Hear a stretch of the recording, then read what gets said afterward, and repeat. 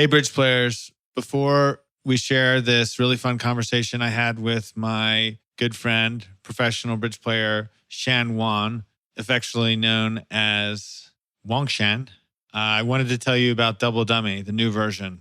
We're going to be doing a virtual premiere of the new version of Double Dummy. I'm almost positive on September 30th of this year, of 2021. And then we're going to go right from that into a fundraiser with the ACBL Education Foundation. I'm particularly excited for these two partnerships because I think this new version is really good and I want to share this film with the world. Also, if you want to watch, we are now recording videos of these conversations. So if you want to watch my conversation with Shan, then go to our website, thesettingtrick.com, and there is a link to watch the video. Finally, if you have a bridge player who doesn't know about the setting trick, that's on you, and we need you to tell them about it. So get to it.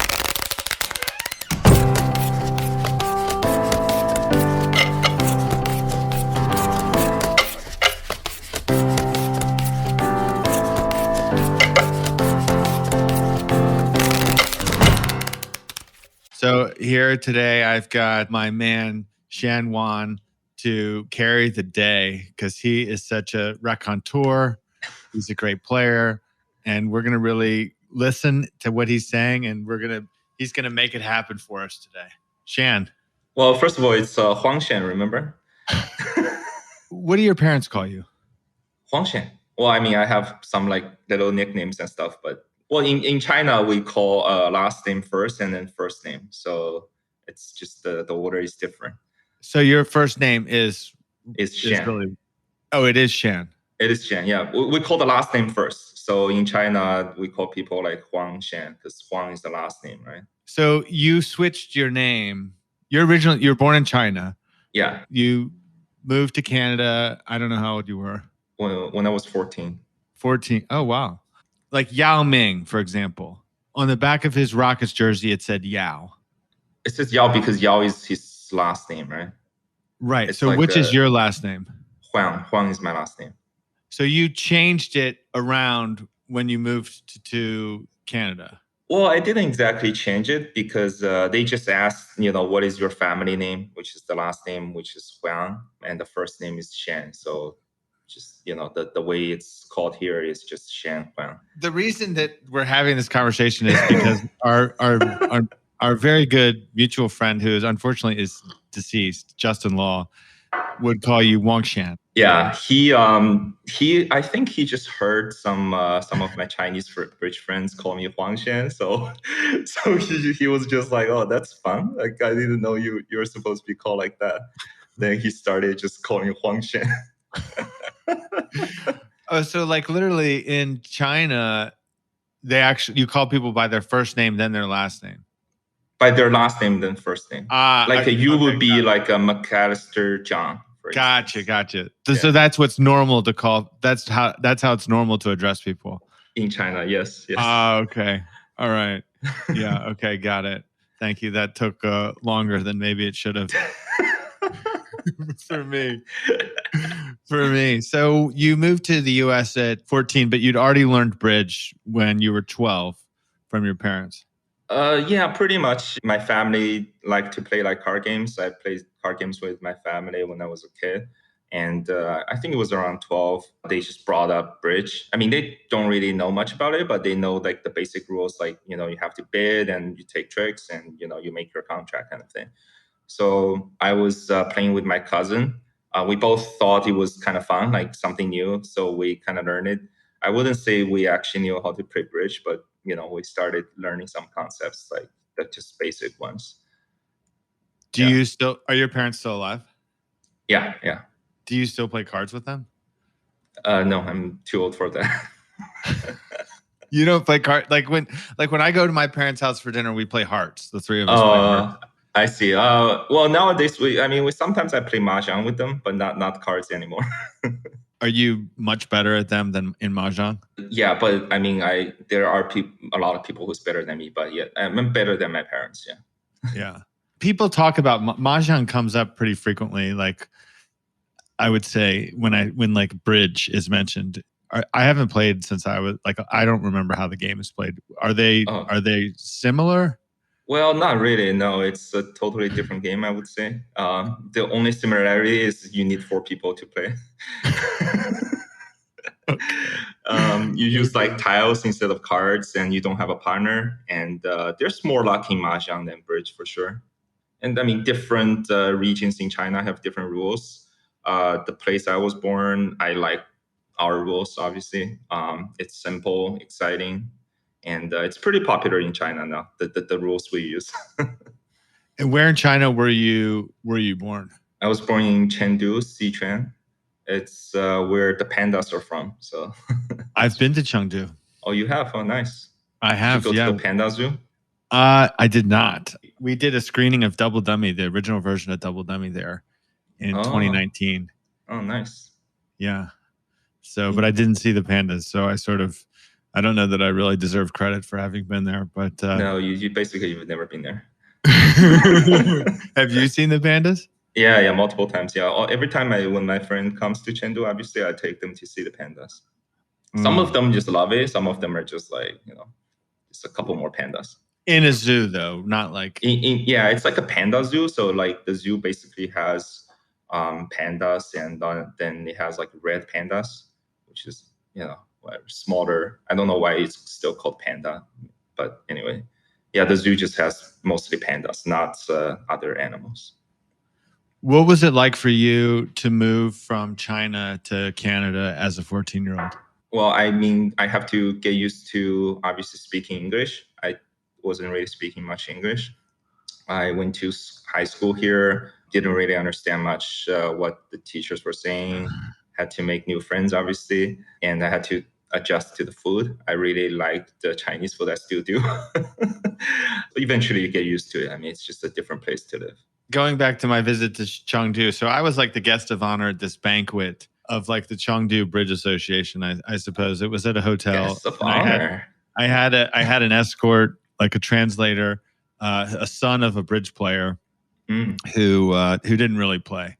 But so I'm at this. There's like the meal, and they're asking me about the food. And so I'd say, like, you talk about food. Like, I'm sort of naive to. I've been to China a couple of times, but I'm kind of naive when it comes to like really Chinese food. And so I say, well, I really like sesame chicken. So they bring out this chicken. That's like these little balls of chicken, and it's hard to eat because the bones are sort of like right there. And they asked me about it, and so I say, well, I like sesame chicken. So then they just bring out this bowl of sesame seeds and dump it on the thing. And I'm like, thank you.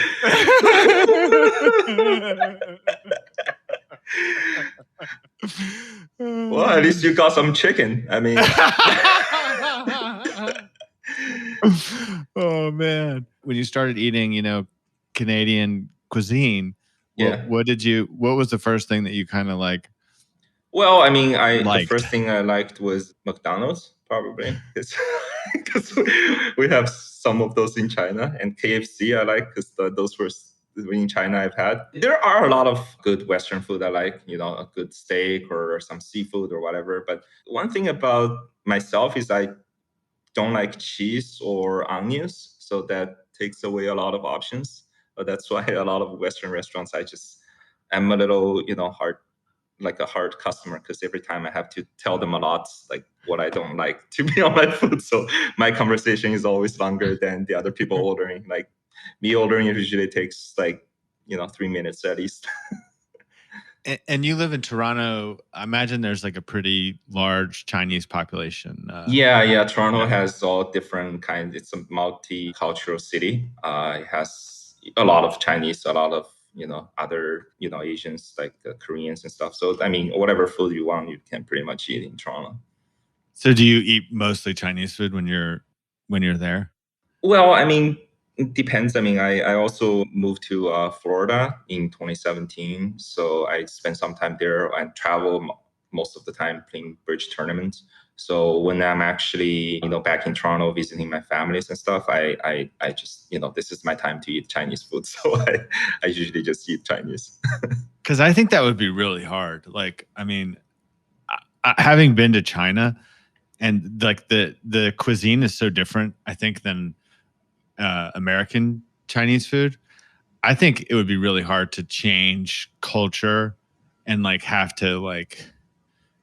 Yeah, I mean, eventually, I mean, every city or every food or different types of people, they all have their good things about them and bad things about them, right? So I don't think Yeah. there's really, one thing is really better than the other. It's just your personal preference, and eventually you get used to some things. Do you really live in Florida? Or are you just trying to say that to keep the bridge cops off off your track? I do spend some time there. Was your address happen to be the same as your bridge partner, Kevin Dwyer? No, it's actually not. It's some other bridge player. Is Vinny D, another Canadian who emigrated to the U.S.? Is Vinny D a resident of that same dwelling? Wait. We're not living under the same household, no. Who's the bridge player? I'm with Kevin Bathurst, and Vinny D is, I mean, he's not. I don't know who he's with. You won the Richmond Trophy multiple times, which is for Canada's top masterpoint winner, correct? Yeah. You moved to the U.S. so you could play in the represent the United States in bridge, right? Right, exactly, yeah. What was that decision like? Oh, was it a long time coming, or? Yeah, well, I mean, one reason is my regular partner Kevin Dwyer. He's U.S. and he plays the trials, and also, I mean, I played the U.S. team trials a couple times, and it's an excellent event. Basically, similar, the intensity, like the competition and everything is very similar to one of the big, team events like a Spin Gold and Vanderbilt. I mean, obviously, there's no foreigners. It's still a little easier to win the trials than these Spin Gold or Vanderbilt, but still, this is a very prestigious event, right? So, which I would love to participate. And also, as I said, my regular partner Kevin Dwyer is in the United States, so just it makes more sense to do it this way. Also, as a professional player, which you are, the U.S. team trials, and then possibly playing on an American team in the World Championships. I mean, that's a big payday for. Yeah. And also, I mean, at some point, don't get me wrong, I mean, I love Canada and all, but it's very hard for Canada to have a team to have any chance in Bermuda Bowl, right? Like, I actually represented Canada in 2015 in Bermuda Bowl. We didn't make it to the top 8. It's just hard for Canada to have a team to have a chance to win the Bermuda Bowl. And, as a bridge player, I mean, that is my career. At some point, I would like to have a chance to win. Still a long way, but you haven't won the USA 1 or USA 2 in the US trials. No, not yet. That's also another thing. It's pretty hard to do, but hopefully at some point, I can do it. What's your team for this upcoming trials? Joyce Hill, Kevin Dwyer, and this time we have Joe Woolridge and David Granger. And so we're 5-handed. Does Kevin play all of the boards, or do you play some boards with Joyce as well? No, Kevin plays half with Joyce, half with me. Were your Canadian bridge friends supportive of your leaving, expecting it? Like, did they ask you to? Was it hard? I don't think anyone really asked me about it too much. I mean, they sort of see it coming. A lot of bridge players, move to the States from Canada, like Hampson, for example, and Vinny D, as you mentioned. Gittleman, yeah, exactly. So Gavin. I mean, Gavin, yeah, exactly. So it's just some things. There's a bigger, market and stuff in US, so that's just where kind of like, kind of naturally progresses. Going back to your move from China to Canada, did the fact that maybe like it sounds like you didn't really speak English before you got here, did that kind of like drive you more into bridge? And how did you find bridge? Not really. No, I mean, to play bridge, it wasn't like I loved bridge since I was a kid. That's like my goal. Like, since I was 5 years old, it didn't work out like that. It's really kind of random, to be honest with you. When I was 12, I learned some basics about bridge from my parents. Right now, when I moved to Canada, I just play some bridge online on actually a Chinese platform called Our Game. I don't know if you've heard of it. It's not popular anymore, but at that point, around 2004 or 5-ish, a lot of people play like random card games there.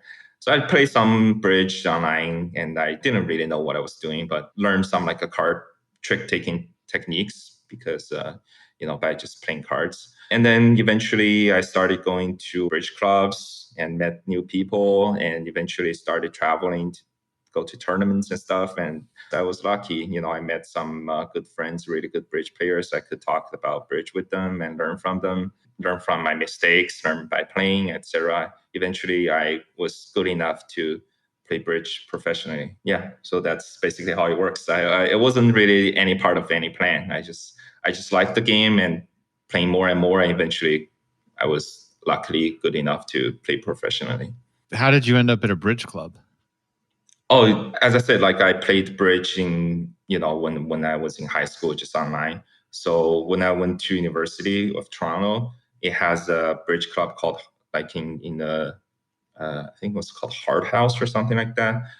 Anyway, so that's like a club that, one activity is bridge. I think it was Tuesday nights. I was just like, oh, well, I mean, I know how to play bridge. Let's check it out. So I went there. Not many people there. Bridge we all know bridge is kind of like a minority, like a dying game or whatever. So not a lot of people there, but it was my first time to actually play bridge in a club when there's like a scores, bidding boxes, stuff like that. So I mean, I was I liked it. So, and I just played more and more. I first saw you in Taisong for the junior championships. Right, in 2012. 2012, yeah. I was playing with Tom Walsh, who unfortunately also passed away. I don't remember who introduced us, to be honest with you, but at that point, I didn't have a bridge partner. Actually, the first time I represented Canada in a junior championship was 2010. At that point, I just started going to bridge clubs and just learned a little bit about playing duplicated bridge with a person, like in real time. And we went to Philadelphia. I was the under 21 team, I believe. Yeah. And I played with a Chinese girl, with a couple other people. And we didn't do very well. Our team wasn't too strong, but that was my first major tournament, and I liked it. It was a lot of fun. I met all the people all over the world. Germany, Sweden. At that point, I actually knew like a lot of the other people were better than we were, better than I was, better than the rest of the team. Yeah. And so you played under 26 in Taisong. I played in under 26 in Taiwan and under 26 in Turkey in 2014, and then I got too old. What was your first professional engagement? I've had people hiring me a little bit on some like occasions. Like I remember, I think there was one guy we played. Like he was just visiting Toronto. He usually lives in China, and he visited Toronto. We played some club games, I think, and he made a couple $100 or something like that. And there was a national where I played 2 or 3 days with another gentleman from China for a couple hundred. The first real tournament I played, like the whole week tournament I played professionally, was with Richard Chen, I think. It kind of all started like in the end of 2012.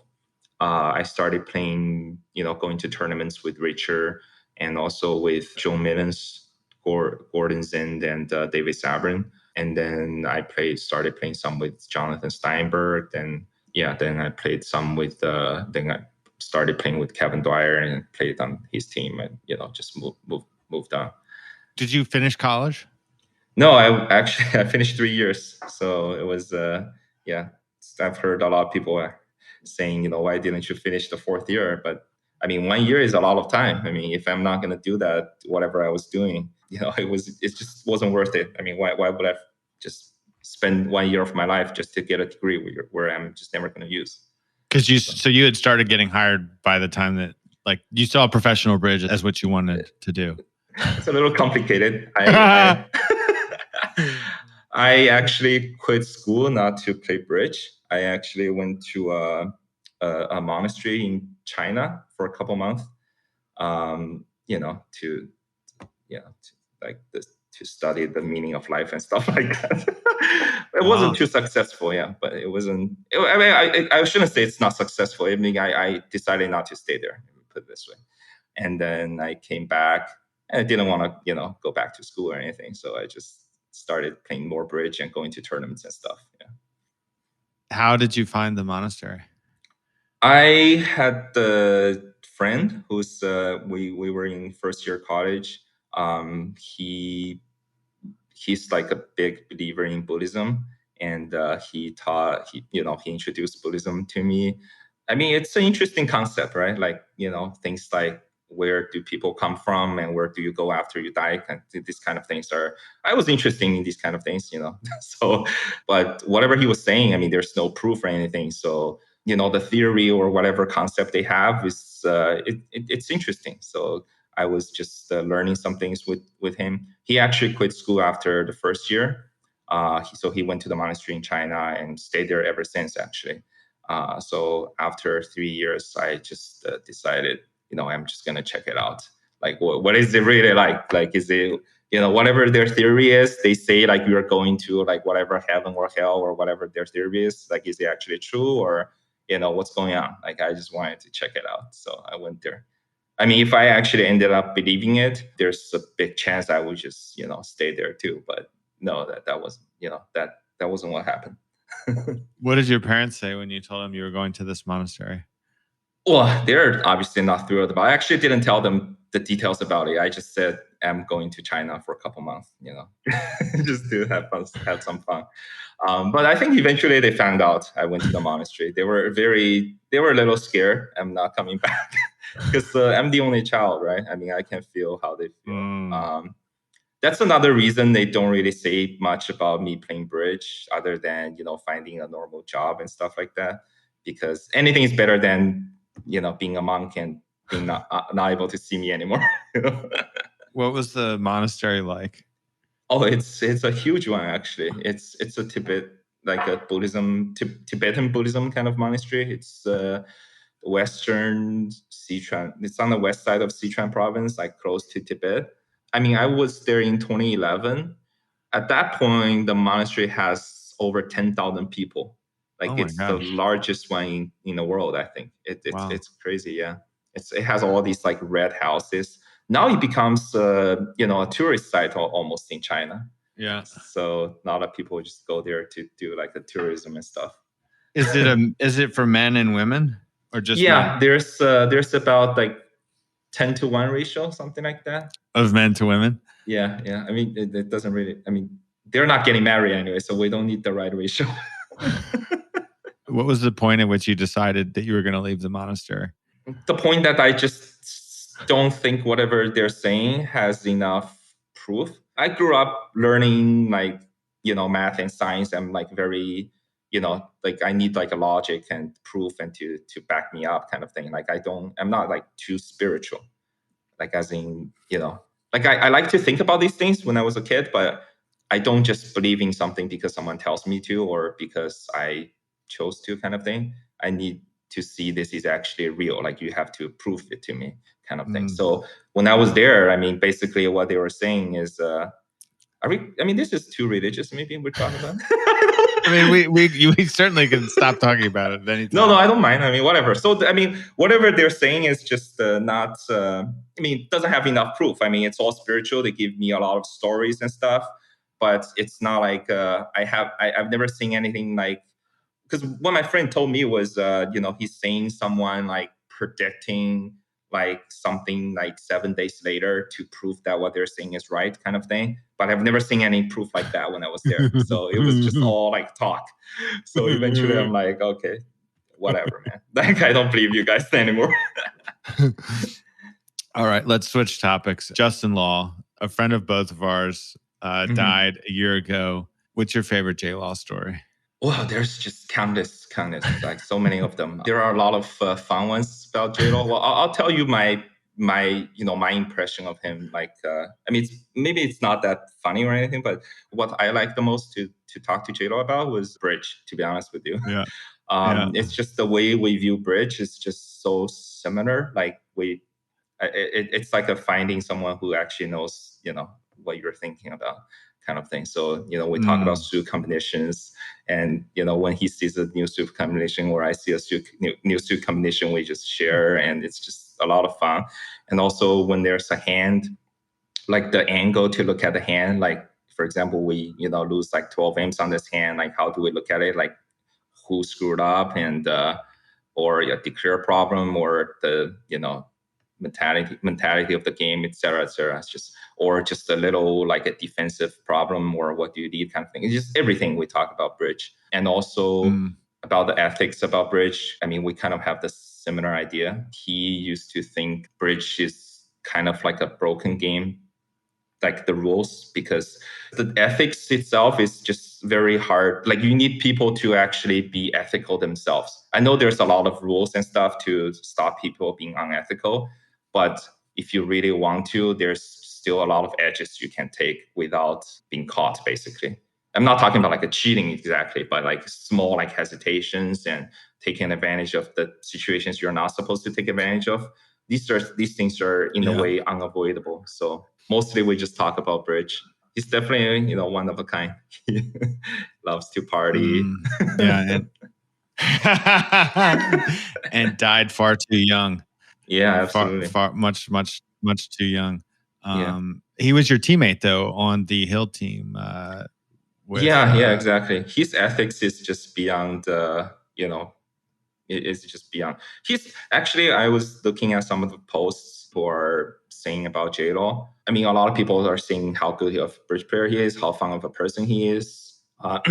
Like he got like great ethics, obviously. One thing I think people actually never mention, since he parties a lot, maybe he gives the people the impression that he's not that responsible. I just wanted to say here, I actually think he's very responsible regarding bridge. I mean, we've been on the same team for a long time. He's never late for a single session. Every time he's at the bridge table, either playing with me or at the other table, he's always, giving 100% of his game. At the national, he doesn't share a room with anyone at the national just because he wants to have the best of him, at the bridge table. And he has his weird, sleeping schedule, whatever. But, he goes to bed like late, but he knows he needs like certain hours of sleep. So like he actually cares a lot if he's fully awake or not, kind of thing, like he prepares himself to 100% always when he comes to the bridge table. And regarding ethics, he's just, I mean, there were times where he's going to tell me, a hand where basically you win the trick and you can just make an obvious play because this is just obvious. You just, shift through dummies 3 small kind of thing. But he would do something like, because punter thought on the auction, therefore the shifting through 3 small is obviously the right play, and then he's gonna construct like a hand where he's gonna do the wrong thing. So I'm not even sure if this is the right thing to do or not. I mean, this is just depends on people's perspective, but I'm definitely not on that level. I'm not taking advantage of my punter's hesitation stuff, but I'm not going to try to do the wrong thing.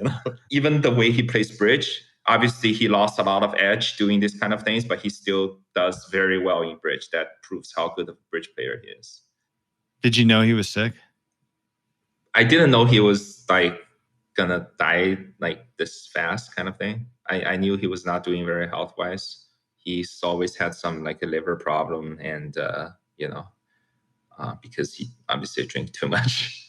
So you and KD, I met him in, it was actually funny because I was, in 2013, I started playing with Steinberg, right? So I played a lot of tournaments with Steinberg.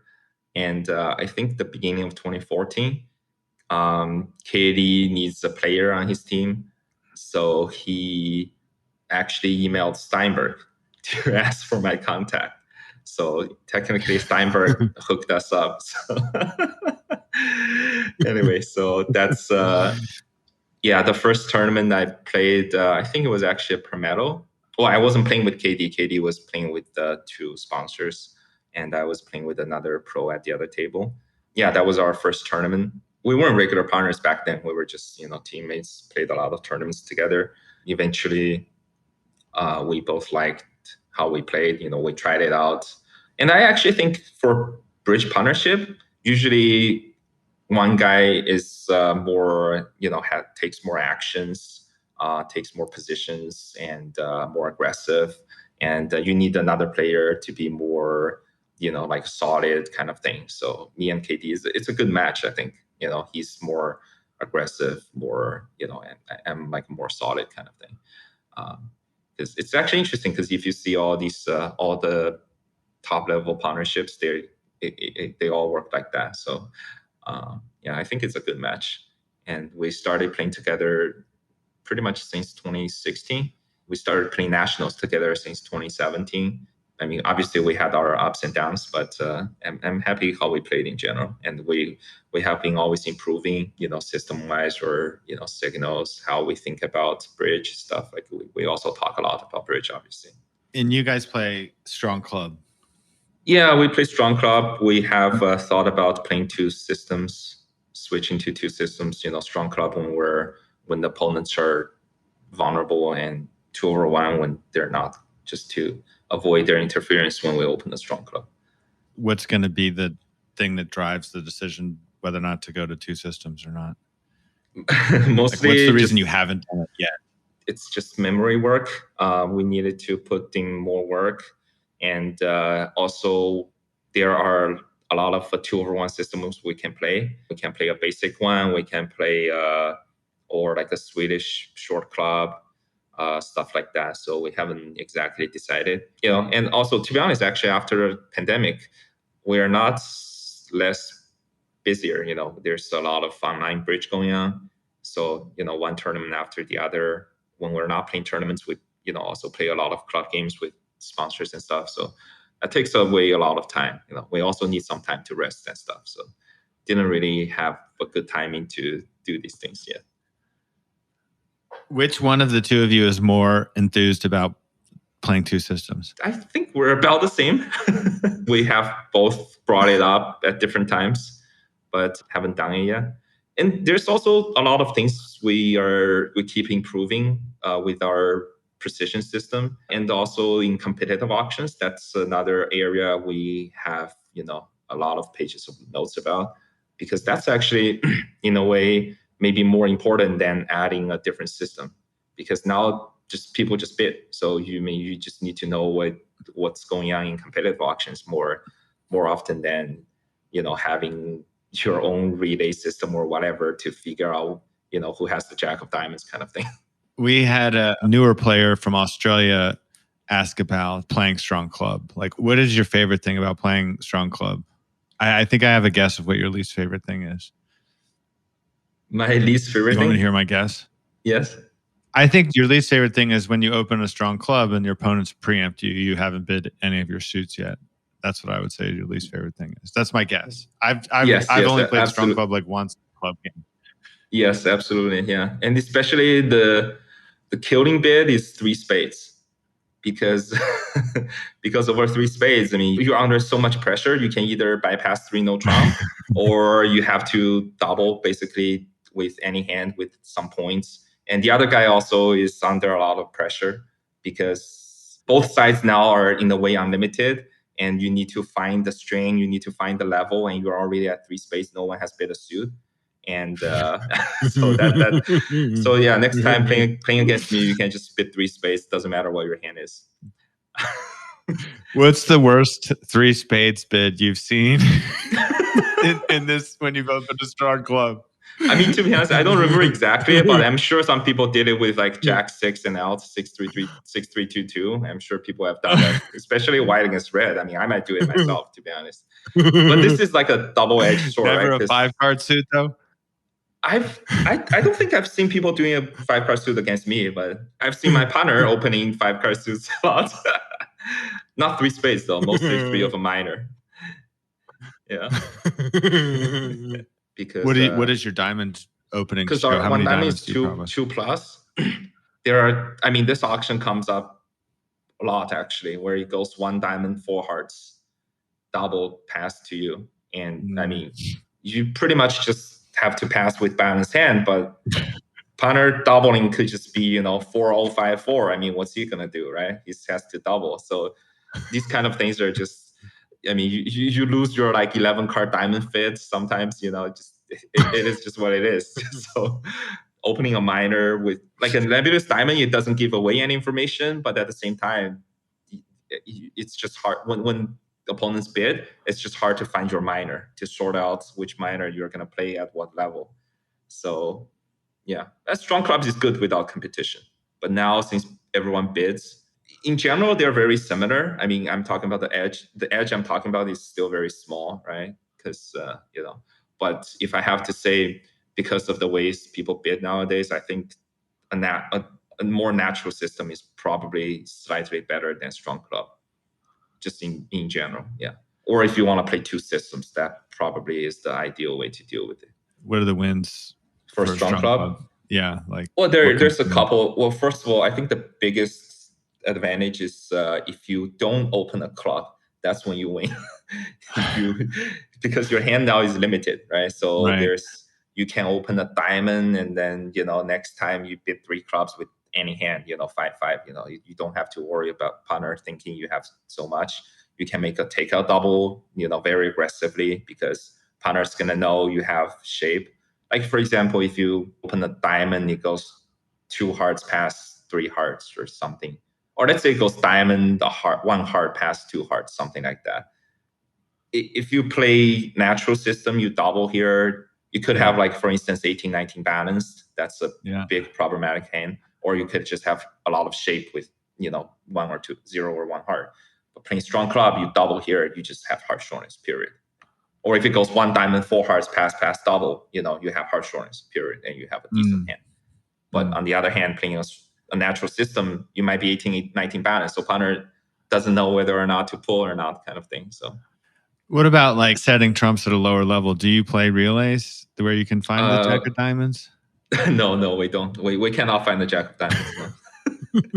we just hopefully we it drops or something. We don't play relays. The relay system, I think the one big problem is you can't. For example, if I find out you're 2-5, 2-4, I don't know if you have king queen tight and 5 small, or 2 small and king queen fifth. So these 2 hands obviously make a huge difference. I mean, it does have its advantage, don't get me wrong, but that part, I just feel it's less flexible and less creative. And I think both me and Kevin, we like to be creative sometimes. So, sometimes with a king queen doubleton, you just treat it as a 3 card or something like that, right? But in relay, you cannot do anything like that, because it's just gonna screw up the whole relay auction. I think relay is not great for choice of games. Relay is the best if no one interferes and you need to get to like 7 diamonds or something. We're talking about jack of diamonds again. But so that's the best edge they have. We find out if we have like a ace queen tight opposite king and 1, that's only 2 tricks, kind of thing. Those things in natural systems, it's harder to find out. But I mean, yeah, we're not playing relays. It just feels like we have to put in a lot of memory work into it, and no one proves me this is better. How many pages of system notes do you and Kevin have right now? We have close to 100. Yeah, not that many, actually. I know some partnerships have way more pages. Yeah. Eric Kokish has. Have you ever seen Eric Kokish's system notes? No, I know. He's got like 400 pages. 400 pages. I know Bobby and Steve, they actually have over 500, if I'm not mistaken. Yeah. Wow. And guess what? They don't even play any relay at all. Their system is, if you look at what they play, it's mama papa. It's like, 2-over-1, 1 club is 3+, everything is like whatever, strong no trump. But what their system knows, I mean, I haven't seen it myself, but from what I understand, is a lot of it is just in competitions. Like, what does this bid mean? Like, in competition, and this goes double, and I bid 4 no trump, and they double. Like, what does my pass mean? What does my redouble mean? Et cetera, these kind of things, which are very important, to be honest. Like, a lot of the high level auctions, when I play with different partners, including Kevin, some of the auctions we've never talked about, we just have to guess, right? We have to think about, the logic and stuff. But, well, the good thing is most of the time we're on the same page, but not 100%. especially when some auction comes up, one person thinks it's natural, the other one thinks it's a qubit. That doesn't work. That's not going to work out very well. So Bobby and Steve are Bobby Levin and Steve Weinstein. Yes. What's your playing record like against those two guys? I don't remember anything in particular. I think the best thing about their game is they just don't make a lot of unforced errors. They do reasonable things. Like everything they do is like feels reasonable. It's like, they are not going to get to like a ridiculous contract. They have good agreements about low level competitions and stuff. They have good judgments. And, when the contract can be beat, they beat the contract. They don't do things like, they don't overcall 3 spades with Jack 6 a lot. They don't do things like that. They don't drop tricks, basically. I mean, they usually, they tend to drop fewer tricks than most people. So I think that's their biggest edge, which is impressive. This is just use some basic bridge skills to win. When you sit down against them, you think you're at their level? You think that you expect to win, or? Well, I mean, realistically, they are obviously better than I am. But when I'm at the table against anyone, I don't really think I'm worse than them. Like, I think this is like more like a frequency thing. I don't think there's anything that anyone does that I don't know about. However, a great play or whatever, a great bid or whatever, it's, everything I know, like, I've seen this, or I know about this, or I could think of that, right? But it's a frequency thing, right? Like it comes more natural to them. So they get the things right more often than I do. But when I'm playing well, I just feel I can beat anyone. So I never feel like when I'm playing against anyone in the world that I feel, I'm an underdog, like I'm like, scared or anything like that. I don't feel like that, no. But What about bridge mentors? Like, was J-Law a mentor to you, or like other people? Oh yeah, you absolutely. Talked about Jeff Hampson moving from Toronto. Yeah, I mean, I don't personally know Hampson much. I bridge mentors. I haven't read a lot of bridge books. So basically, the way I learn bridge is I play the hands and I look at the hand record. Now online there's more hand records, obviously even better. And I used to watch some ViewGraph archives just to see what people do with certain hands. It wasn't even like I was trying to learn bridge. I just found it was interesting. And I talked to different people like, first when I was in Canada, I was mostly speaking with Canadians, obviously. Daniel Corbell was one of them. And David Sabrin, when I started, we played as a partnership for a while too. And when we started, he was more experienced than I was. Learned something from him. J-Law is definitely, I mean, if I have to name one person, he's the biggest mentor. At the beginning, I was mostly asking him questions, and later, we were more talking about, just more like a discussing kind of thing, how we should be dealing with these kind of situations. There's a lot of people, who's definitely helped me in the bridge career. J-Lo used to play with Kevin Bathurst, right? So that's another person I've asked a lot of bridge questions about. When you have a difficult problem, let's say in an online match that you've been playing in recently, who would you go to? Can you think of a situation recently where you had maybe you got a bad result and you didn't really know what to do? I used to just talk to J-Law about these hands, but now I don't talk. I try to figure it out myself more. But obviously, I still talk to some people. Like I talked to Kevin Dwyer. Obviously, I played some bridge. Our national team now is the Rimstead brothers, Ola nice. And Michael, and also their sister Cecilia. I've played with her sometimes in the mixed teams. So talking about the bridge hands, like what do you guys think about this situation? Not as often as before, but we still talk about hands sometimes. I remember what I was going to say about J-Law. So Justin, I think one of the things that impressed me about him was like when somebody gives me a bidding problem, let's say that like a friend of mine would send me the whole deal. So I'd see all 52 cards And then she'd ask me about like her actions on it, or she'd ask me about her partner's actions. And I would always be like, look, just send me the hand. Don't send me the whole deal. Send me the hand. And I think Justin, I was going to pay him this compliment that like I've said to this friend multiple times, like Justin Law is like the one person I know who I feel like would be able to tell you could send him the whole deal and he would still be able to tell you like objectively what he would bid with X person's cards. Like it's hard for me to not like result it.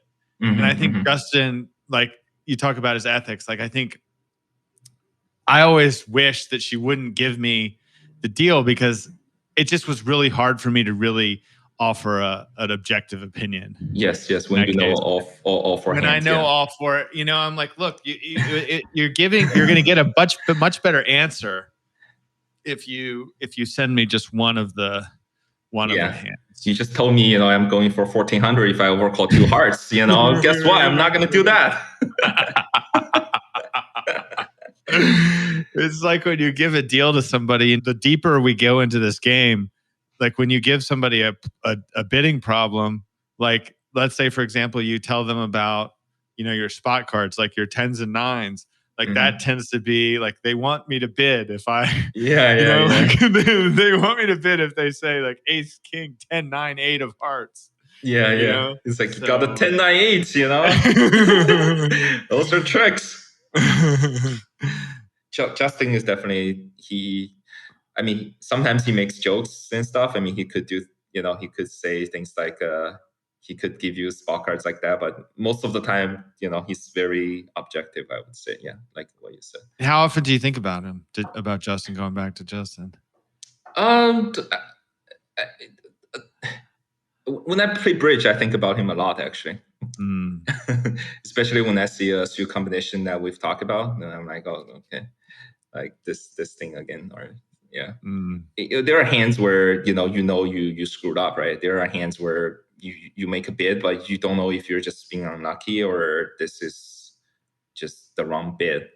The thing is, Justin is someone, he might actually not know the answer when we talk about it, but he would, by talking to him a lot of time, we would come to something, we would talk about the hands and at least have a different angle, right?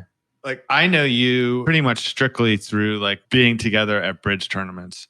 And for those who don't know what winning a regional means, I would say that you win a regional when you win the most master points of anybody in the field for the week.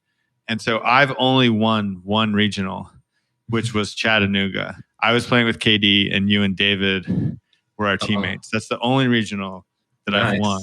I'm asking all this because I'm wondering, like, what's your life like outside of bridge? I have no idea.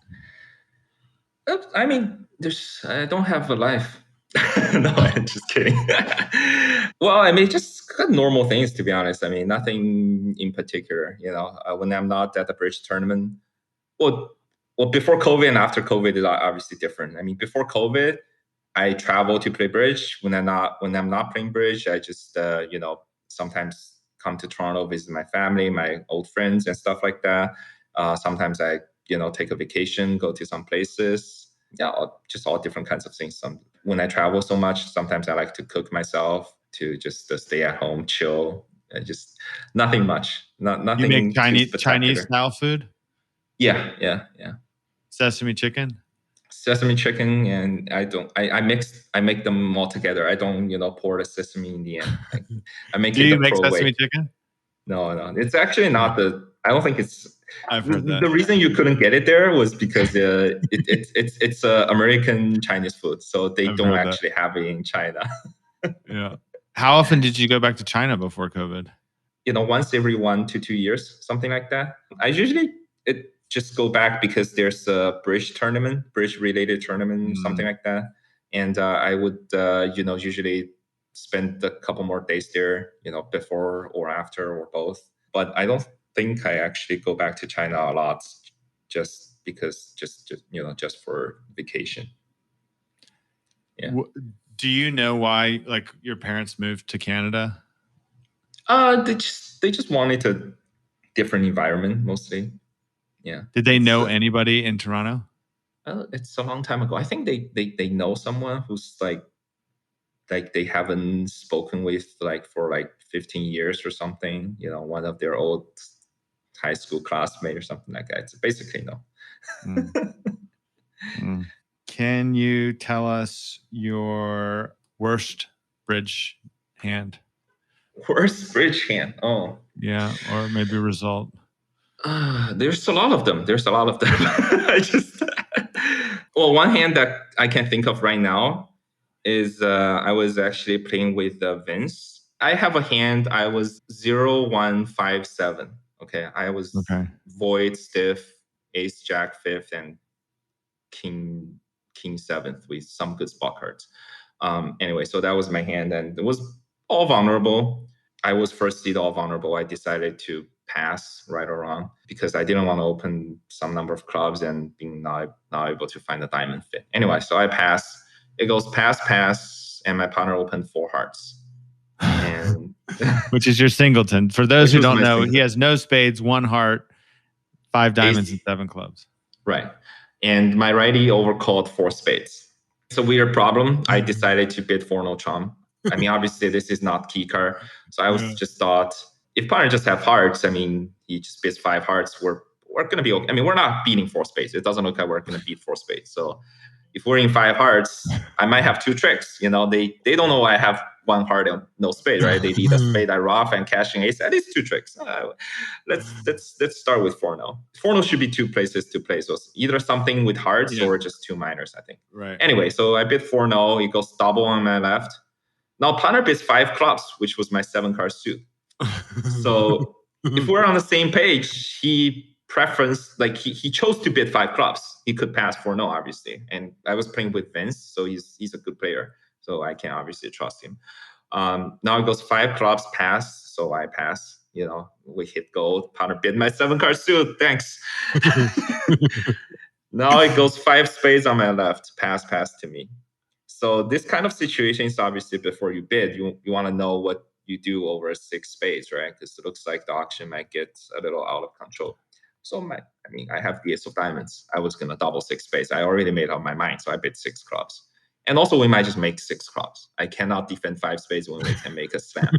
So I tried to bid the slam I can make. So I bid 6 clubs. It goes pass, and my righty sure enough, bid 6 spades. And I double, was my plan.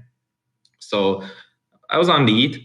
I led the ace of diamonds because it looks like if partner is shorting anything, he's probably shorting diamonds. And also I can take a look in dummy. And dummy had, 4 little, king third, king, queen, 10, fifth, and a stiff. So I have 5 diamonds, dummy has 5. Some pairs I'm sure can figure this out very, easily, whether partner has a singleton or a doubleton, but unfortunately I couldn't. So anyway, it was a weird situation because partner played the 5. I was missing 3, 5, and the 9. I was missing these 3 cards. 9 of diamonds, 5 of diamonds, 3 of diamonds. Partner played the 5, and my right-hand opponent played the 9. And we play upset on Cardi. And, my righty is also a good player. He knows we play upset on Cardi. Vince, we are not that much of a regular partnership. I wasn't 100% sure in this spot.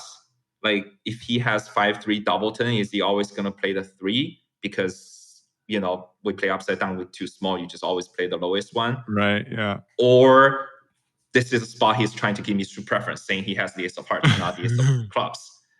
And so I was in the tank. I knew this is this hand is probably worth 30 imps or something. So I was in the tank for 10 minutes. And eventually I was like, well, I think my righty has seen this before. If he has 9-3 doubleton, he knows if he plays the 9, I would know he has the 3. So he's supposed to play the 3. So I was like, okay, I trust him. He probably knows which card to play when he has 9-3 doubleton.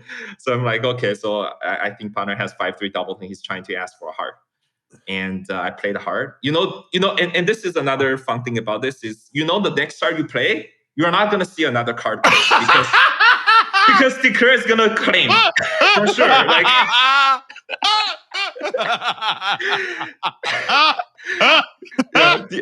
The hand is over. It's just your next turn and the hand is over. It doesn't matter what you play. Anyway, so I was trying to build hands and stuff. Oh, another reason is I knew partner has an ace, right? Because Dicker cannot really have solid spades and two aces. That's too good of a hand. He might just bet six. Anyway, eventually I was like, well, partner has longer hearts. I have no idea what's going on in diamond still, so let's just go with the odds. Partner has longer hearts. I play a heart. And I play a heart, of course, Dicker claimed. So minus 1660. So, and the worst part about this hand is that if I'm not just being so clever, whatever, leading the ace of diamonds, trying to keep me partner rough or anything. But as it turns out, by the way, my partner was 1714. So ace of diamonds was the right lead. Ace of diamond rough, cash the club, 500. And we were called for 6 clubs. I got to the par at the point I led the ace of diamonds. Then, it was not the par anymore. So anyway, so the funny thing is if I just lead a club or lead a heart, whatever, they can never make it because, I have the timing to So I led the ace of diamonds, gave myself a big problem, and then I guessed wrong. And yeah, so that was not a very successful story. So your partner was, I'm just going to tell the listeners, Vince Demouy, who we call Vinny D. And what did Vince say? Like, where was this? Was this in person or online? It was online. It was actually the J-Law tournament. Actually, this hand, after I misdefended this hand, I thought of J-Law too. I was like, oh my God, J-Law would be so... J-Law would not be impressed. Because this is a Justin Law USBF tournament, and we had to Zoom. Actually, it wasn't Zoom, but it was the real bridge thing. Yeah, where we can see each other. After Dicker claim, now we can all see everyone's face. I mean, Vince didn't say anything, but I'm sure he's not happy. So I first pushed them to 6 spades. I doubled them. I could have beat them 1 like easy, or I chose to beat them 2, and I decided to let them make it. That was the story. How many imps did you lose on the deal? So I think at the other table, they definitely made 5 spades. So it was either 5 spades double making or 5 spades making. So it was either 650 or 850. So we lost like 14, I guess, instead of like winning like 16. So I was right. It was a 30 imp swing. Oh my gosh. Yeah, sure. I mean, how long can you see your partner in Real Bridge before it goes back? Because Real Bridge has screens. Yeah, I know. It's 10 seconds, but it felt like 2 minutes. Oh my God. And those were the first board out of the box too. And oh my God. Yeah. The whole event? Or just just against that team. It was the first board. It was a round robin. Yeah, it was round robin. Yeah. It was the first board in the round robin. Did you win the match? We didn't, but actually later we kind of, started doing better. But no, we did not win the match. We did have some better boards coming up. So yeah, that's one of the things about playing bridge too. So something like this happens, you really need to like stay focused. That's something I think me personally, I'm pretty good at. Like I don't really go on tilt, even if something like this happens, even though I don't feel great about it, but life has to move on. So I just move on to the second board and stuff. So did you say anything to yourself like, okay, let's start over, or is it just... Yeah, the way I think about these things are, you just have to, like, before I play a heart, I say to myself that, okay, I've thought this through. I have to play a card. I know whatever card I play, they're going to claim, but I still have to play a card. So as long as I have enough reasons to back me up, so I basically I play a card that I think I can look at the mirror, myself. So if that's the case, okay, I know this is not great for a result, but at least I don't hate myself. I've thought it through. I tried my best. I did the best what I could at the point. Maybe I should know that with 2 small partners, always gonna play the smallest one, but I really didn't know that at the point. We're not a regular partnership, so had to get something. So I, combined all the factors and constructed like 20 hands, and then boom, minus 1660. Did you ever talk to Vince about the diamond play? Did you talk to him afterwards? Oh yeah, of course, yeah. He was cool about it. Actually, he was cool about it. He's just he's a pretty cool guy. He's a cool guy. Yeah. Like he's the kind of guy that can handle that. I know. Yeah, especially when your partner tanks for 10 minutes, right? It's like, here we go. My favorite part of the story, of the way you tell it, is how you say, he's gonna, you're not gonna see another card. They're gonna claim. Yeah, exactly. Who was the declarer? Ish, actually. Declarer was Ish. Oh God. Oh my God. I bet he was so smug. Yeah, I mean, my God. Yeah. He was okay. I mean, I wasn't. Well, one thing is I don't really get affected much, but Ish in particular, when he gets something on me, I feel like he just I don't want to. Yeah, I know. It's I know what you're saying. I've also seen some people who's like, they say they get a good result or something like this happens, right? They would like make a comment to needle people or something like that. It really doesn't do anything to me. So I But he didn't say anything. He actually didn't say anything. Yeah, he was cool about it. Actually, he was cool. Yeah. But even if he did, I wouldn't really affect me much, to be honest. I mean, that's a tough. You kind of can't really say anything in that situation. Like, you are not supposed to, right? You just got totally like. You just claim, You just claim. That's harmful enough. But you say that you knew he was going to claim, because even if you made the right play, he was going to claim. Basically, right? To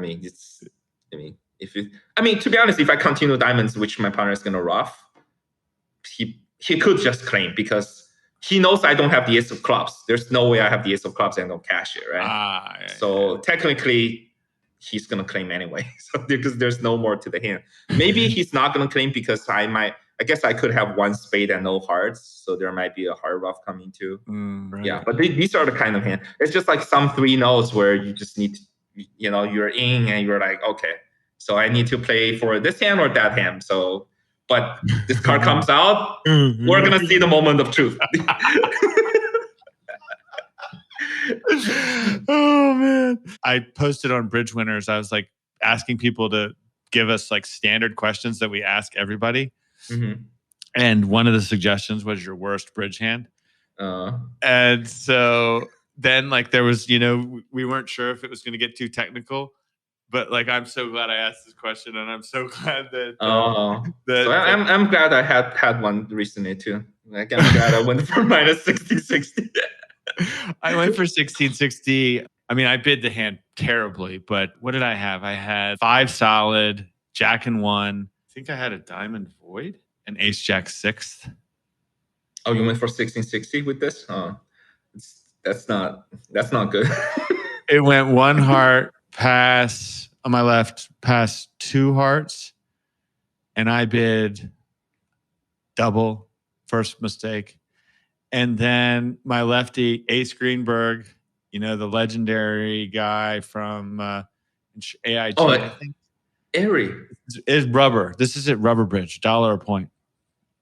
Oh, is it online, or you talking about this was COVID? Like he's dead now. But okay. It was at the Regency in New York. In person. Okay. I'm playing with Richie Schwartz is my partner. I don't remember who my righty was, but it goes 1 heart past 2 hearts. I bid double. Now lefty bid 6 hearts. And so it goes pass. So I double, thinking like that this is like Lightner. I see. So my partner leads a spade. Anyway, it was 16. He was 6-6 in the reds, but and we were making 6 spades. Nice. Anyway, I think the hand got written up in the New York Times Bridge column. I think Zia gave the hand to the New York Times column, and it got written up, but I was anonymized. But that's $1 a point. That's $1,600. Yeah, and also you could win like whatever. Yes. It's like a $3,000 3K swing. Yeah. But my worst hand actually was, I mean, this was probably worse, the one I just explained to you, but I was playing online with Migri, like when we were starting to play together. And we were playing against Chris Walenkin and Dana Berkowitz, just practice on BBO. And it was like 3-0, and I redoubled. I think she used the clarinet, and I remember at least 3,200. And she was screaming, "No, don't make me play this." If we were going to have a standard question of your suggestion, what would it be? I've never thought about it, actually. What would be interesting? I would say maybe something like, but don't ask me this, okay? But no, actually, you can ask me. It doesn't matter. Maybe something like, if you can choose a bridge partner, who would that be, kind of thing? Okay. Yeah. Yeah. Who would be your favorite bridge partner, kind of thing? You asking me, or do you want me to ask you first? I can. You want me to go first? Yeah, sure. Go ahead. Well, I remember wanting to hire J Law and Kevin Bathurst as teammates. Oh, okay. I mean, I didn't have the budget for it, but I wanted to hire them for like a cycle, like to have that as my cycle the nationals team. Right. Also, like Adam Grosek and Zach Grosek, I have like an affinity because I know them well, but also because they're a double dummy, like, and they're kind of like up and coming as teammates, but as like a partner, I played some with KD. And George Middleman actually was like, you should get KD as your partner. Like, he was very impressed with him. We played a regional, and KD was at the regional. I remember George was very impressed with just listening to KD talk bridge. I got to play with Justin before he died. I got to play a Reynolds with him as my partner. And that was the only time we ever played together. I've never played with you. Like somebody like Zia, he's kind of hard on partner. Like I would need somebody who's going to bring out the best in me. Yeah. And I don't want somebody who's going to be mean. Right. Like Mech keeps coming to mind. I thought you were going to say Mech. He's going to be mean. No, not as mean. No, I mean, like as somebody that I would want to play with. Like, I remember playing with Steve Weinstein in a regional, and I'm like, there was this one hand where we got doubled in 3 diamonds, and he had to play his lefty for stiff queen. It was like 1-0 past 3 diamonds or something, and he had it. And I remember just being like, wow, this guy is really good. I don't know, man. That's hard. Why don't you do you have an answer? I think I was really lucky, to be honest. I when I played professional bridge, I didn't really have to play too much with the like sponsors. Yeah. So I actually played a lot of bridge with like good players. I enjoyed playing with KD. Well, first of all, a couple players I have played with, I really enjoyed playing with KD. I played with J-Law, which I enjoyed. I played with Kevin Bathurst sometimes I liked. And also, as I said, I played with Cecilia Rimstead. She's actually probably the best woman player in the world, in my opinion. I know some people probably have some different opinions. Actually, I played with another same caliber as Cecilia, like a Marianne from Sweden too. I mean, she's very good. So I was lucky to be able to play with a lot of these good players. Oh, Steve Weinstein too, I played with him. But Cease I've played with too, which I really enjoyed. Yeah. So for the ones I've never played with, I would just not... If you have to ask me, I would just pick someone who I think is very good, but I've never had a chance to play with. Even though like partner like screaming at me or whatever is not really going to affect me that much, I would still prefer someone who's more like, calm, and we can actually... The one thing I look for the most is we will be able to talk about bridge in a constructive way, like talking about a professional partner, right? I don't want my partner to be too sensitive, and I cannot bring up a hand because he would just get too sensitive, kind of thing. Someone I think who's very good and I've never chance to play with, someone like Dennis Bilde, Augustin Madala. These are, I think, are very good and never had a chance to play with. One of the Dutch guy, maybe Short Brink. I mean, he's pretty good too. And maybe some of the Poles, like I know Novzovsky had some moments, but if I have to pick a Pole, maybe him, because he seems calm and very good. Just a good player that I've never had a chance to play with, especially from a different region, because they might think about bridge a different way, right? So that would be pretty cool. Dennis Bilda, he like seems to enjoy himself at the table. Oh yeah, he's a lot of fun. Yeah. He has a great sort of, attitude. Yeah, there was one hand I was screaming with him, and it was a Vanderbilt match or whatever. And basically, I had an auction where I bid like 4 spades, he bids like 5 hearts. I bid 5 spades, he bids 6 hearts, and bid 6 spades, he bids 7 hearts, something like that. Okay, and not exactly that crazy, but basically something like that.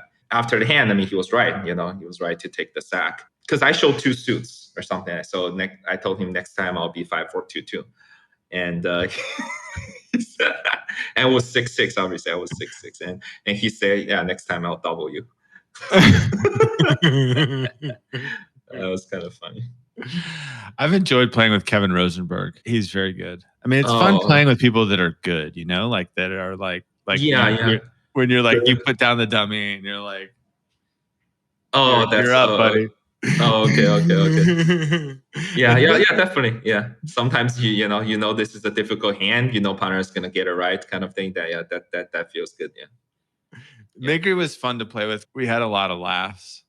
And I do enjoy that. It wasn't so easy to talk about the deals afterwards. And I probably could have been more dispassionate about talking about. It wasn't easy to talk to her, but I couldn't. It wasn't easy to talk about like the deals afterwards.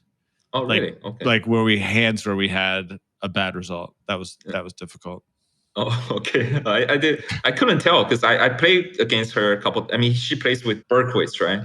Yeah. So we've been screammates and stuff. I couldn't tell by being her screammates. I mean, for example, Zia, like I can't tell this guy could be difficult, but Migri, I couldn't tell.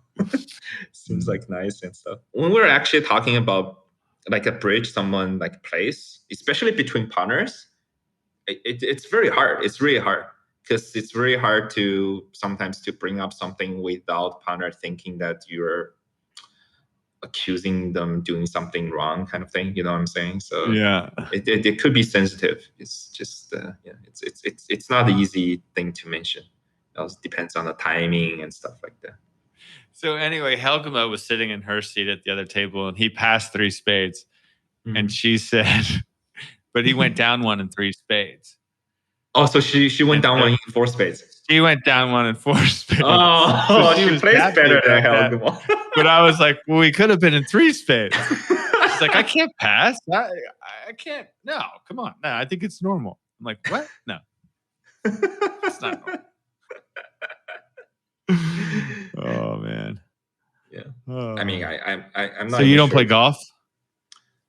Good. You're not even sure you'd respond to 1 diamond?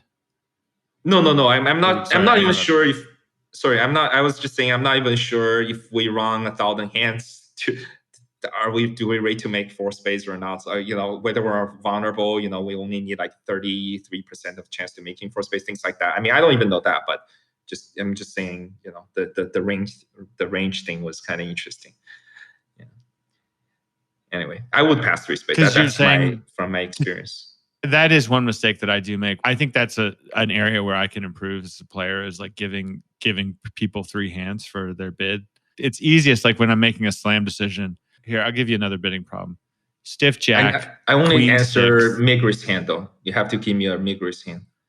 No, I'm giving my hand. I'm giving my hand. Oh. Stiff jack, queen 6th, king 3rd, ace king 3rd. Partner opens a diamond. Mm-hmm. You bid a heart. Mm-hmm. Partner bids 2 hearts. King 3rd, ace king 3rd. Right? Not a lot of agreements between the 2 of you. Yeah, so I mean, I'll bid 3 spades. Okay, so partner bids 4 diamonds. 4 diamonds. I have king 3rd of diamonds and ace king 3rd of clubs, right? Right. I think I pretty much need the nuts, right? I think I need like ace king of hearts, ace queen of diamonds, and I still need to deal with my last club. So I think I'm done. I think 3 spades is all I can do. I think so. I think I played my partner for the nuts here. Yeah, but the thing is, it's like ace queen jack of diamonds. Yeah, of course. He could have a double. I thought maybe it was on a finesse. Yeah, he could have a double club, but the thing is, if he has the nuts, he's supposed to just bid a slam. I mean, I don't need to bid. If he has ace king of hearts, ace queen of diamonds, I mean, you bid three But spades. what if we're off a club though? No. Basically, you can't, right? Let's say he's looking at ace king of hearts and ace queen of diamonds. I mean, what's your hand? I mean, you have a space shortness. You have it's just not possible. I did not bid 4 hearts. Yeah. Yeah. Well, sometimes these slam auctions are kind of funny too. The way I think about these things are you just give your hands a rate. Like sometimes, when we see a pretty girl or pretty guy, we can rate them. Can we say these things? Or I think these are okay, right? Whatever. So we can rate them, right? We can see this guy is like a 9, like he's so hot. Like this girl is an 8, she's just kind of hot, right? Or this one is like a 1, it's whatever, it's so bad. So anyway, so the bridge hands are like that too. I mean, it's the same thing. Like you just rate your hand. I mean, you look at your hand and okay, what's the rating? If my rating is a 5, okay, I cooperate once and I just I'm done. If you're rating, but I really like my hand when my partner bids 4 hearts. I mean, when my partner raises hearts, I really like. I think my hand is like a 9 when my partner bids 2 hearts. Okay, you just like your hands. Okay. But what do you think? I mean, my partner opened a diamond. I have king and third of diamonds. Oh yeah, I mean, I was more talking about from your partner's point of view, like over 3 spades, what she's supposed to do. Like if she has ace king of hearts and ace queen of diamonds, to me that hand is a 9. So with the 9, she has to bid a slam herself. Right. Let's say she has something like ace of spades, queen of diamonds, and ace king of hearts. Still the same 13 count, but ace of spades instead of ace of diamonds. That hand to me is like a 7.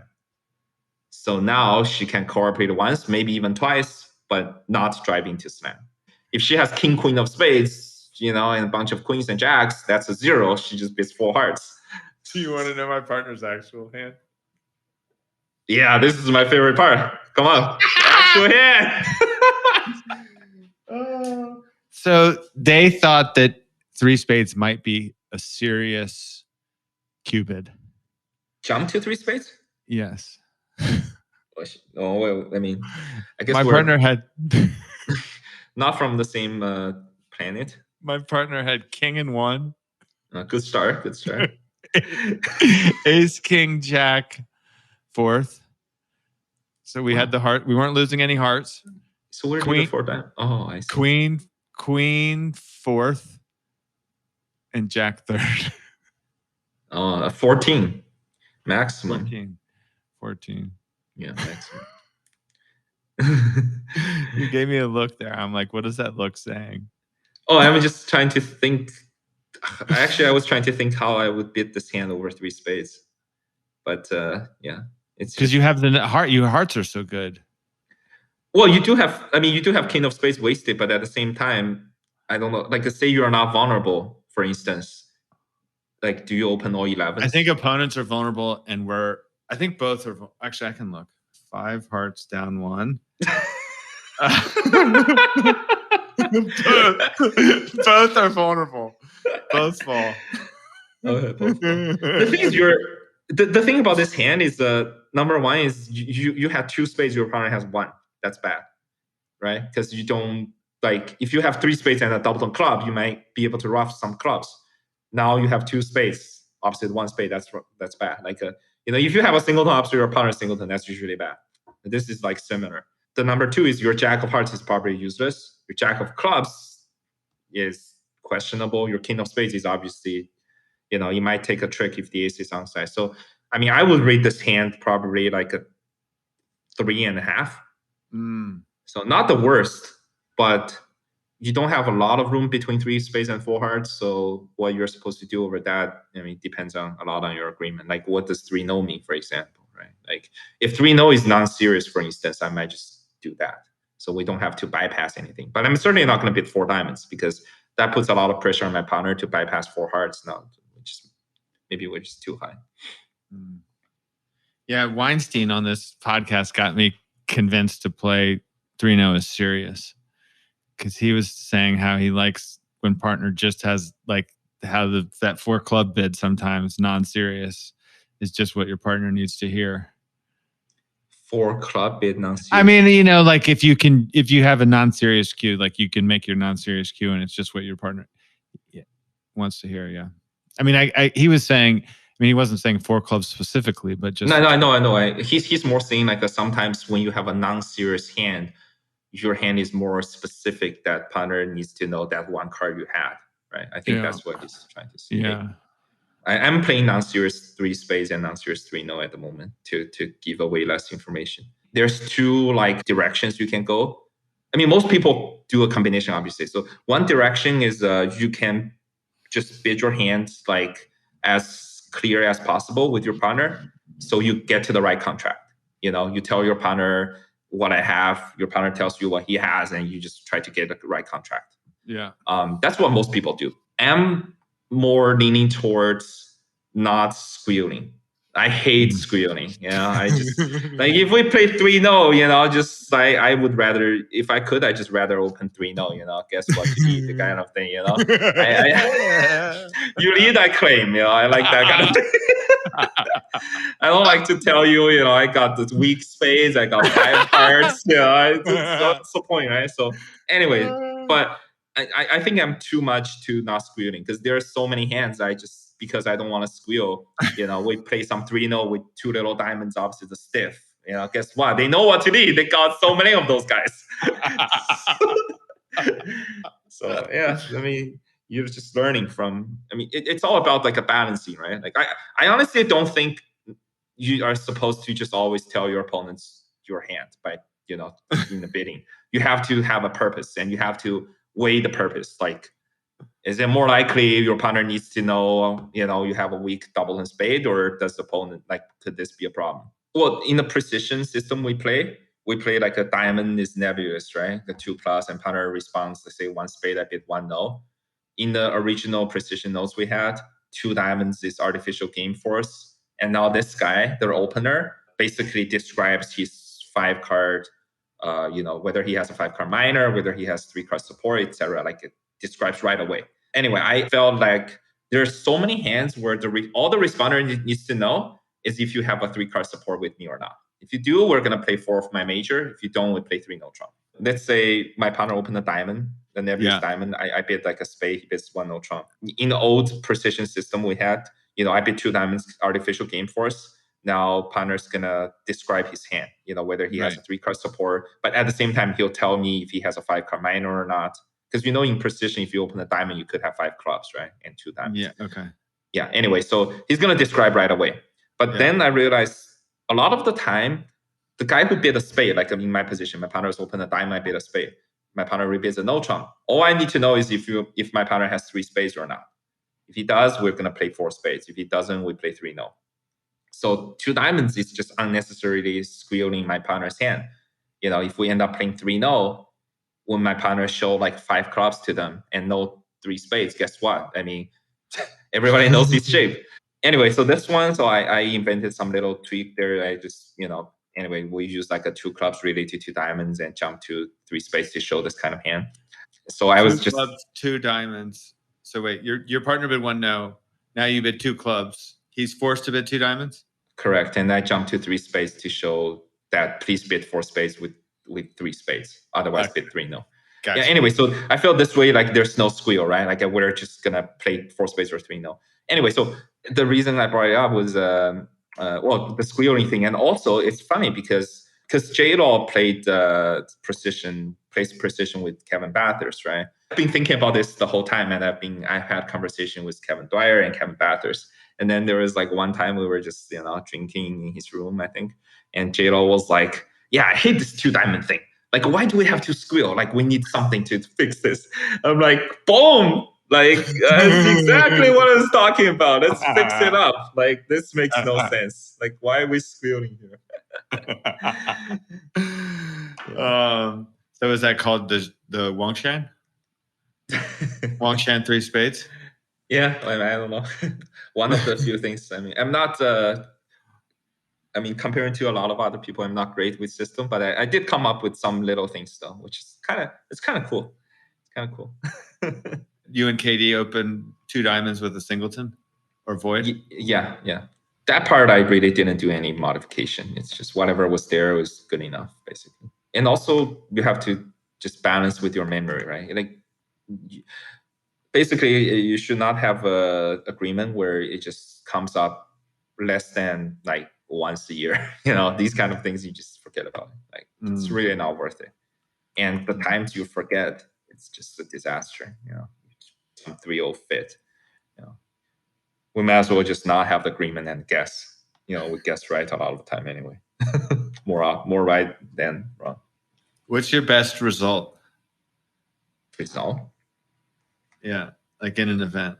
Oh, in an event. Oh, well, I mean, unfortunately, I haven't won many things, but we actually won the GNT in the last national, the GNT, the online national. So we represented Florida and we won that.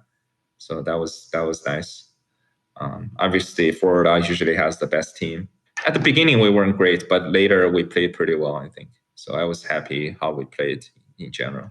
So if you got 10,000 master points right now, you're saying you wouldn't be a Grand Life Master? I have been a Grand Life Master for a while because I was lucky that I won the CNTC, the Canadian Trials. That one counted as a national title. Yeah. Gotcha. Who has more master points, you or KD? I can, always KD because just, he just plays so many regionals. Like whenever I play a regional, he's going to be there anyway. And his regional is always going to be equal or more than me. So I just have no chance. There was actually 1 month I had more master points. Like on Barry Cream, the thing, there was only 1 month I was leading and I had more master points than him. I don't even remember how. Maybe I did well in some pair games in the previous national probably. So I passed him for like 1 month. I think it was like September in 2019 or something like that. Yeah. I took a photo of it. Like, literally the only leading time you can remember beating him in the the only time I'm leading the Barry Crane, like in that year. It was like September 2019, something like that. Who are you playing Austin with? KD. Joyce? Yeah, Joyce. Yeah. So you're playing the Soloway and the Risinger? That's a good question. We played Soloway before COVID. Our team, Joyce didn't really like the length of the tournament that much because it was usually we just play the Spingo, right? It's like a 7-day tournament or Spingo Vanderbilt plus the Swiss. But now if we start on Friday, it's 3 extra days. So I think last time Joyce was a little running out of stamina in the end. So she's like we were considering just playing the starting on Sunday or something instead of on Friday. So we might skip Soloway, but I'm not too sure. Like I think it's still haven't decided. You think Austin's going to happen in person? I mean, I really don't know. I certainly hope so, but I mean, look, since last March, last March, I heard, okay, the tournaments are probably coming back in June. That's what I heard. And then they say, oh, tournaments are coming back in September. Okay, great. And then, okay, all the tournaments this year are canceled. Okay. And then this year, finally, they're saying, oh, the first tournament is PGA, blah, blah. It's all set and go. And the rooms, I booked my room, booked my flights. So, okay, we're good to go. And boom, it got canceled. So I really don't know. I mean, I think it's unlikely at this point, actually. Oh, really? You think it's actually unlikely? I think it's unlikely. Yeah. This shit's just getting canceled. Like they went back. I saw they went back to mask people. They're going back to mask mandates in places. And I haven't actually tracked the COVID cases. So is it still rising or? I don't. I try not to track it too, honestly. Oh, okay. I feel sometimes Twitter gets the best of me. My Google News. Are you playing the trials this year? No, I'm playing the mixed trials. The mixed trials, okay. Because that one we're supposed to play in person in the knockout stage, right? I believe. Mixed? No, the open trials. Oh, I think all the trials are the round robin is online. The head's in person. You think the head-to-head part is going to happen? Because that's actually earlier than the. Yeah, that's true. I don't know. I haven't really thought about it. Yeah. I mean, we'll have to see. I guess that part is easier probably because there's just way fewer people. I mean, Austin, we're talking about thousands of people, right? Like, Yeah. That one is maybe like what, like a 200 or something. We'll see each other in person soon. Do you know how many seeding points you have? It wasn't much. It was like 17, maybe 15. Not much. Just haven't won anything really. That's kind of sucks. Well, thank you very much. It's good to catch up. I've enjoyed texting with you, playing those bridge base. You played any more of those bridge base? Yeah, you hooked me up. I played actually 30. I played 30 of them. Oh, really? Yeah. Oh, I played 30 of them after I talked to you, and I stopped playing. I was kind of busy in the last couple days. So we're talking about the world-class declare problems in Bridge Master. Have you been able to solve all of them? Most of them, yeah. There was one hand. It just I had to like start over a couple times because I don't know if you remember that hand. It was like, because the bidding was weird. It's like someone opened the no trump, I overcall 2 hearts and goes double on my left, which was obviously a penalty. So I didn't know that.